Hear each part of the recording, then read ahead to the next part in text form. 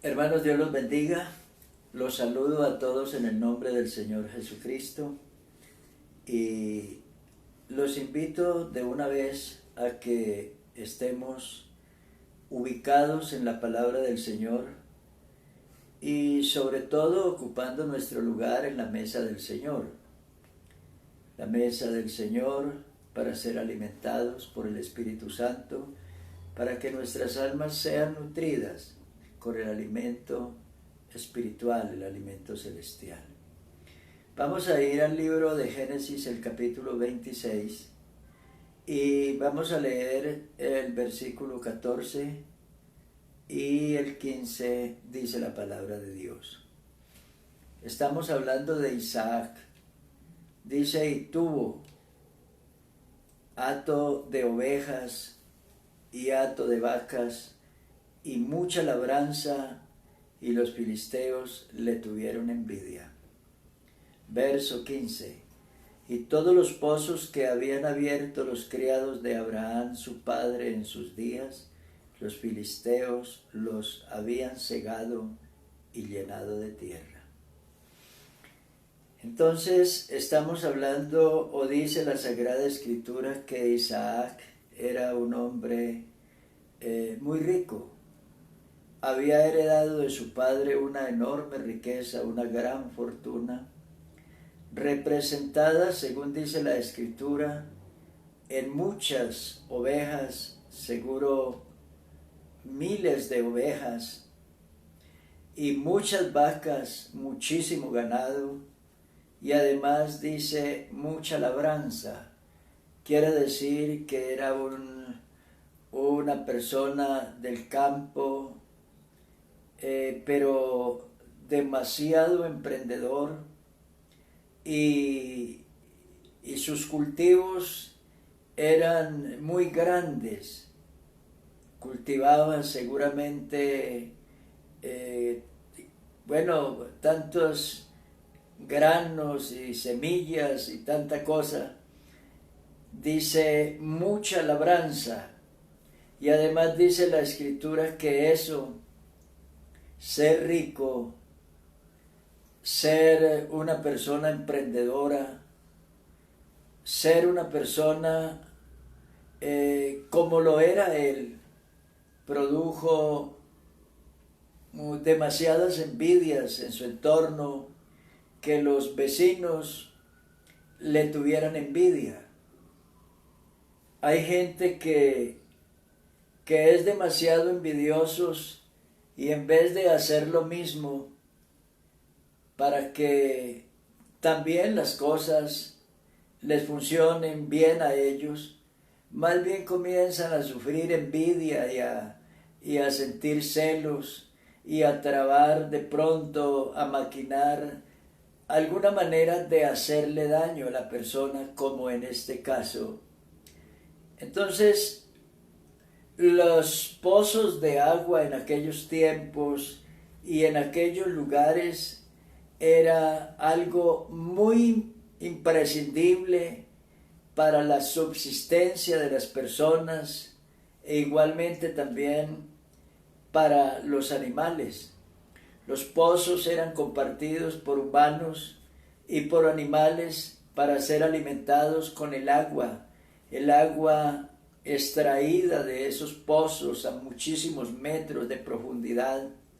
Así que abrir un pozo era realmente una tarea asombrosa, era una tarea fatigante, porque eran muchísimos los metros de profundidad que tenían que cavar en busca de agua, y no siempre era exitoso abrir un pozo en algún lugar, porque podía ser que abrían un pozo en un lugar donde no habían aguas subterráneas y perdían todo el trabajo.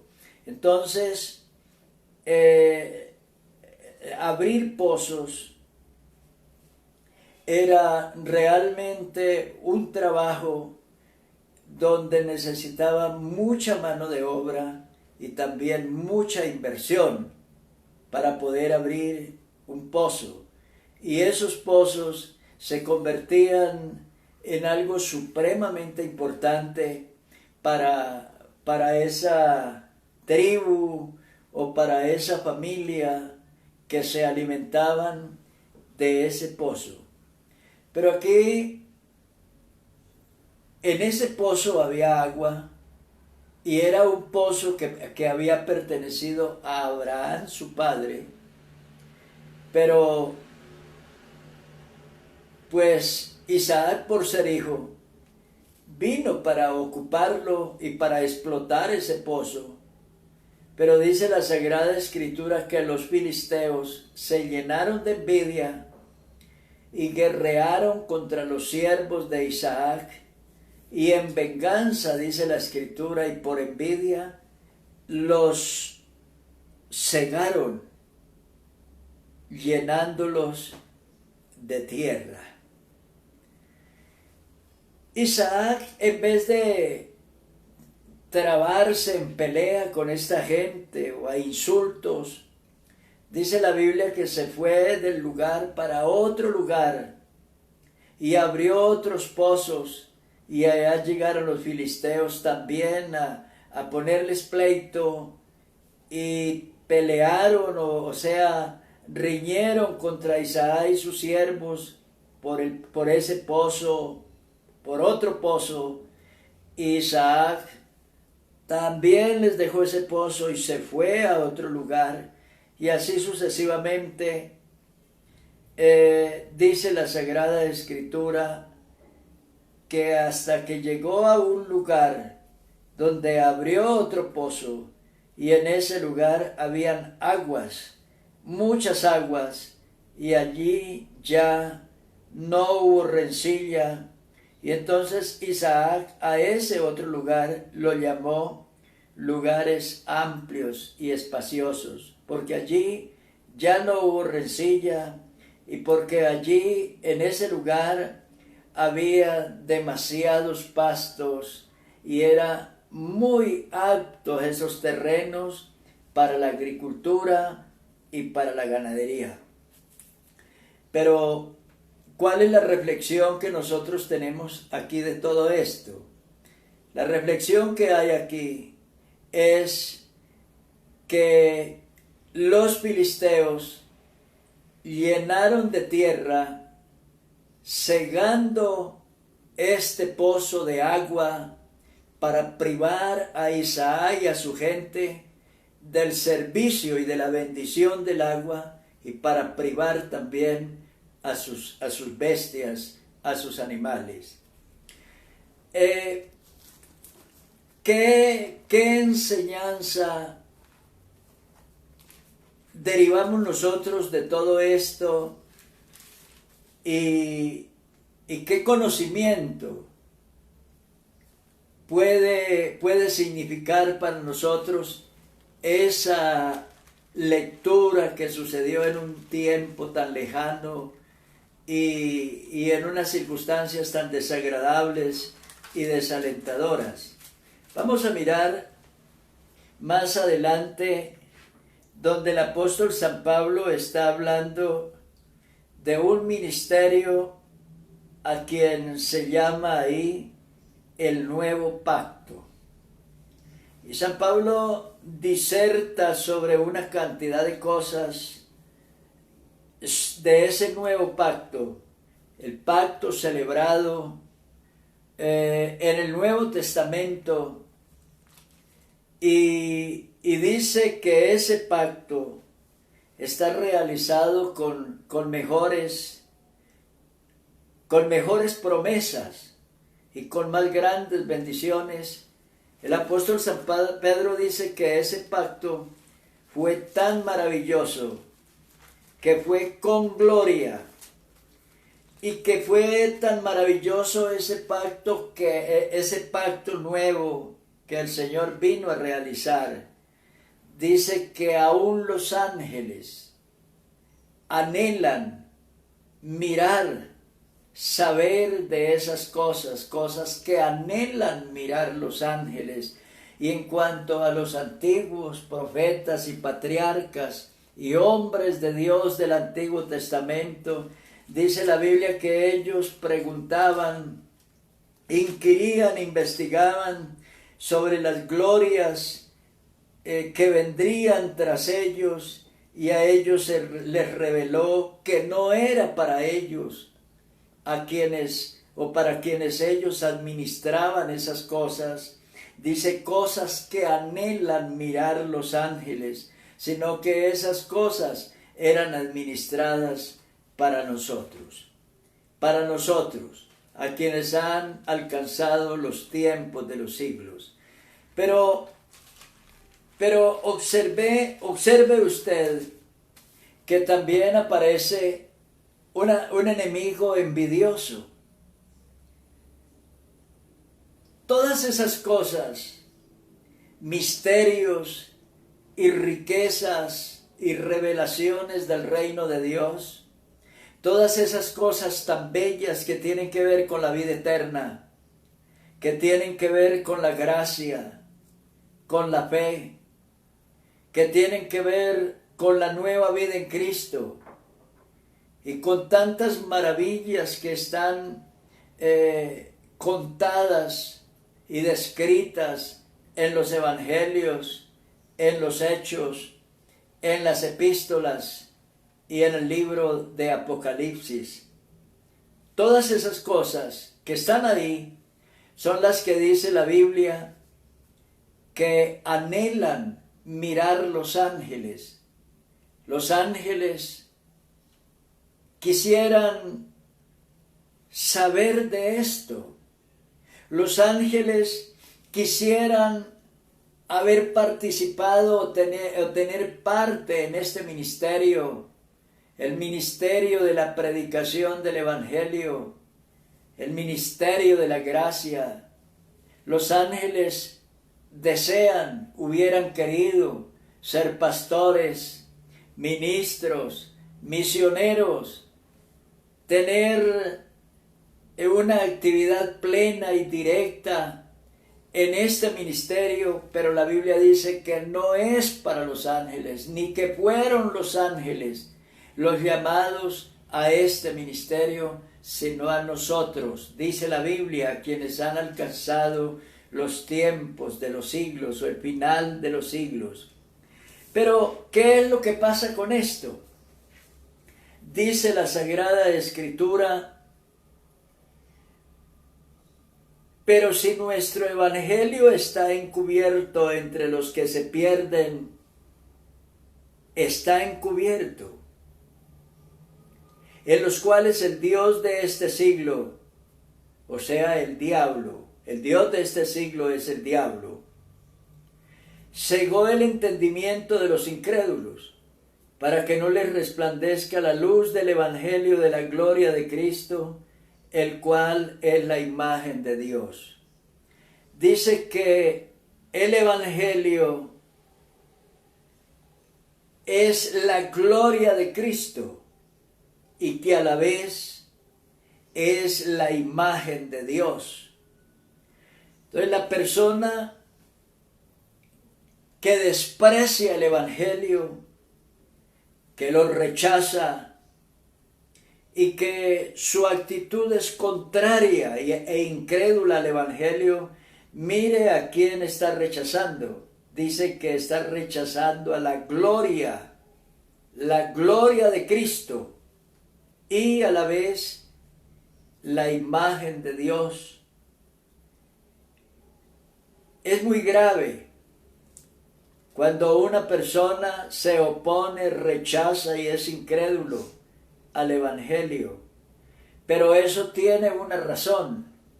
La razón es que hay un demonio a quien la Biblia llama el Dios de este siglo, o San Pablo también lo llama en Efesios el príncipe de la potestad del aire, o en Apocalipsis es llamado la serpiente antigua, que se llama diablo o Satanás.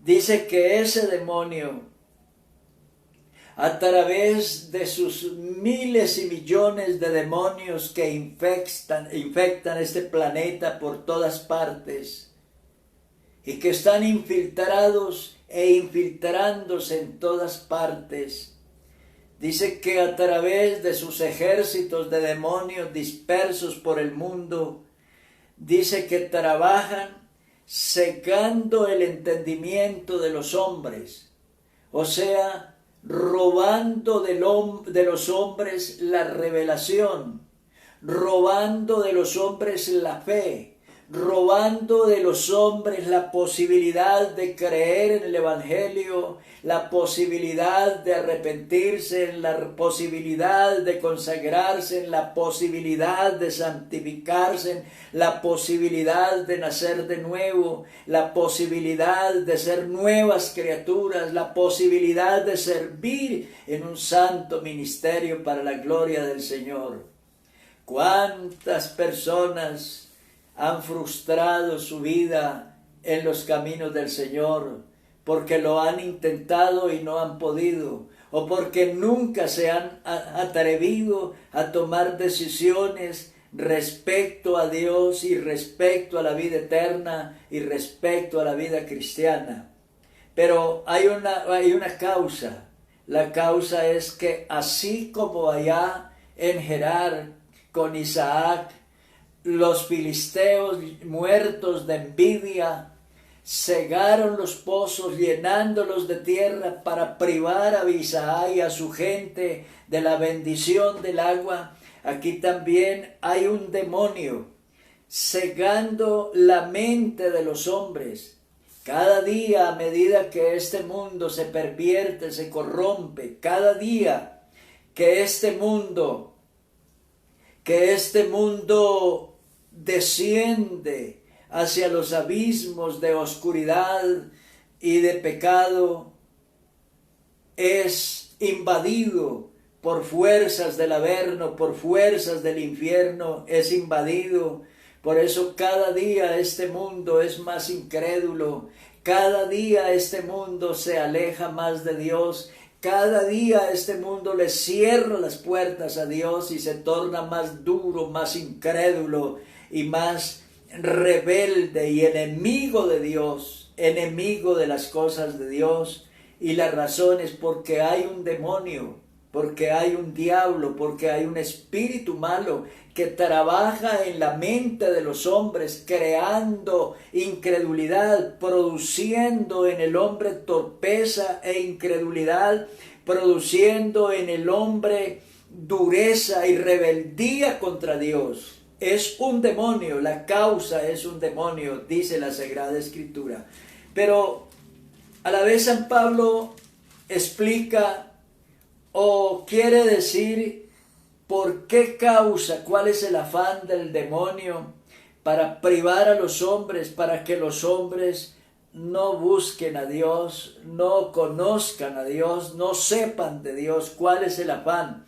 El diablo sabe que si la gente conocen a Dios, que si a las personas les es revelada la luz del Evangelio, que esas personas a quienes les es revelada la luz del Evangelio y la gracia de Dios, esa persona se ha de convertir, se ha de arrepentir, ha de nacer de nuevo, ha de ser una nueva criatura, ha de convertirse en una persona que ha renunciado al pecado y al mundo y se ha convertido a una vida nueva conforme a la voluntad de Dios. Y el diablo no quiere eso, porque el diablo quiere que la gente sean pecadores, que la gente sean incrédulos, que la gente sean ateos, que la gente sean bandidos, viciosos, que la gente sean criminales, porque es la manera como el diablo logra aumentar sus caudales, o sea, que más gente y más gente y más gente cada día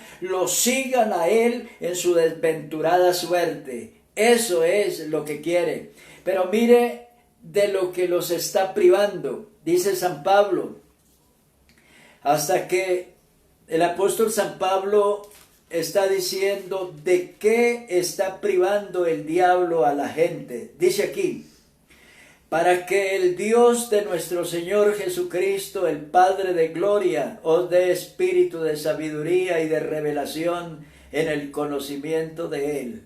O sea, el diablo hace un trabajo, cegar la mente, cegar el entendimiento, llenar de sombras y de oscuridad la mente. El Espíritu Santo viene para dar revelación y sabiduría y conocimiento. En el conocimiento de Él, dice la Biblia, alumbrando los ojos de vuestro entendimiento para que sepáis cuál es la esperanza que Él os ha llamado y cuáles las riquezas de la gloria de su herencia en los santos y cuál la supereminente grandeza de su poder para con nosotros los que creemos según la operación del poder de su fuerza.